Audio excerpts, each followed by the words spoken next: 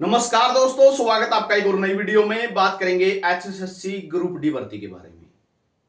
Video लंबी हो सकती है, कंप्लीट चर्चा करेंगे। चैनल पर नए हैं तो चैनल को सब्सक्राइब जरूर कर लेना। खेल कोटा 2018 और 2023 की भी चर्चा करेंगे। अगर खेल कोटे से हो तो अपना टेलीग्राम ग्रुप है, लिंक डिस्क्रिप्शन में दिया हुआ है, खेल कोटा हरियाणा के नाम से, उसको जरूर ज्वाइन कर लेना। वहां पे आपको सारी जानकारी मिलती रहेगी।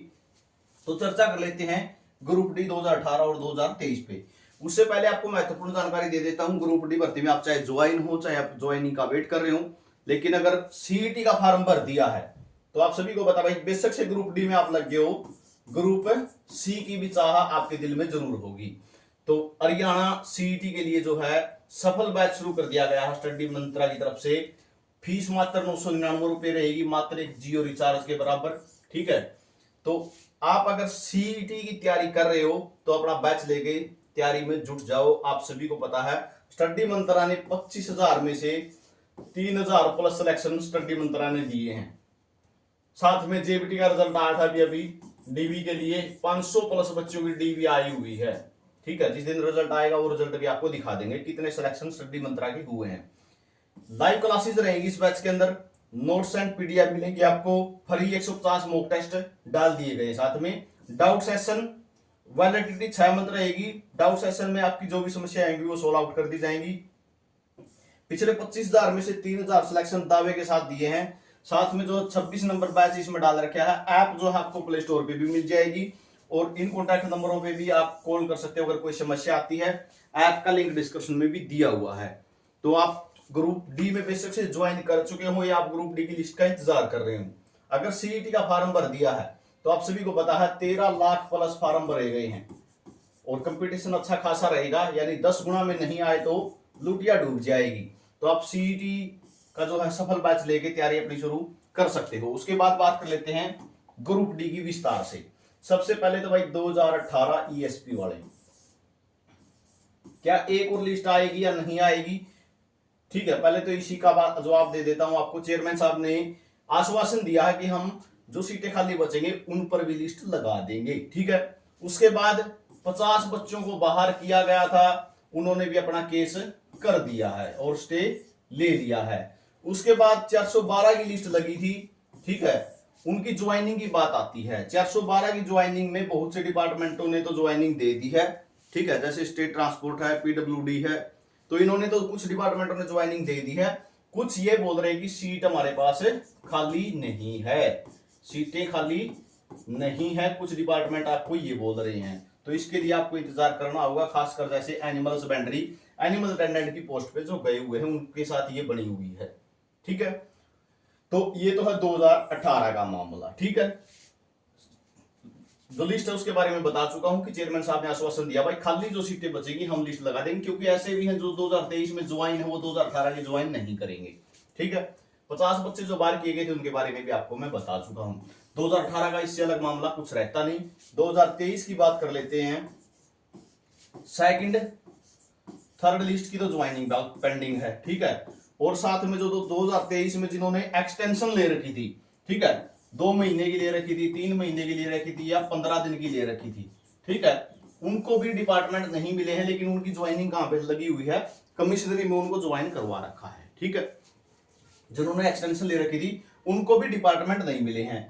आपको सेकंड लिस्ट वालों को, थर्ड लिस्ट वालों को या फर्स्ट लिस्ट में से जो 365 बच्चे हैं, ठीक है, जिनको वेरिफिकेशन होकर आ चुकी है, जिनका HKCL को भेजा जा चुका है पोर्टल के लिए कि इनका पोर्टल खोला जाए, तो आप एक्सटेंशन वाले भी, सेकंड लिस्ट वाले भी, थर्ड लिस्ट वाले भी और 365 ये जितने भी वैलिड है मतलब कि स्पोर्ट्स में, उन सभी को जो 7596 का रिजल्ट आना है उन सबके साथ पोर्टल में शामिल किया जाएगा।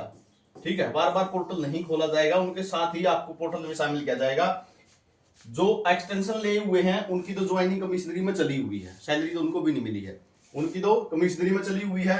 सेकंड और थर्ड वालों को सीधे डिपार्टमेंट दे देंगे, कमिश्नरी में ज्वाइनिंग की आवश्यकता नहीं है। क्यों? क्योंकि खेल कोटे में क्या लिखा गया था? खेल कोटे में ये लिखा गया था कि जब इनकी वेरिफिकेशन हो जाए, ठीक है, जब इनकी वेरिफिकेशन हो जाए कंप्लीट, तभी इनकी ज्वाइनिंग करानी है। वो अलग बात है कि जो फर्स्ट लिस्ट लगी थी, ठीक है, जो पहली लिस्ट लगी थी उस लिस्ट में आपकी ज्वाइनिंग करवा दी थी इलेक्शन के मद्देनजर। ठीक है, तो सेकंड वालों को और थर्ड लिस्ट वालों को सीधे मिलेंगे जो है डिपार्टमेंट, वो भी पोर्टल के हिसाब से। पोर्टल पे आपकी प्रेफरेंस प्रूव आ जाएगी और 7596 का जो रिजल्ट है उसके रिजल्ट के साथ ही आपसे भी पोर्टल की प्रेफरेंस प्रूव आ जाएगी। 7596 के लिए रिजल्ट बहुत जल्द आ सकता है। ये जो है दावा एचएसएससी चेयरमैन साहब भी कर चुके हैं। कुछ बच्चों को डाउट है वो और मेट देता हूं।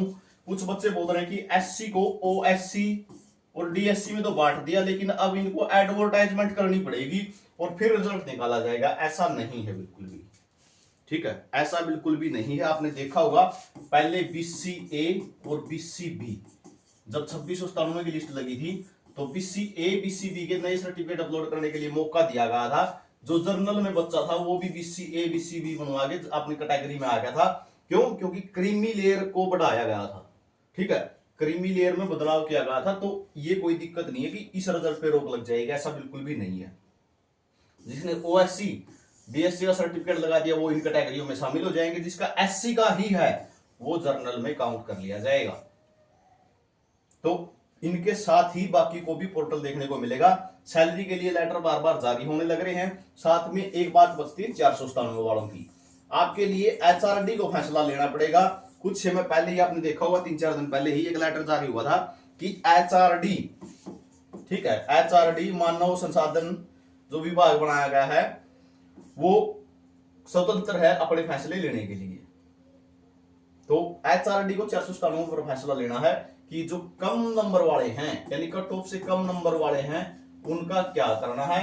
जो कट ऑफ से ज्यादा है, कट ऑफ के बराबर वाले हैं वो ईएसएम में बेशक चले गए हों, ठीक है, वो ईएसपी में काउंट हो जाएंगे।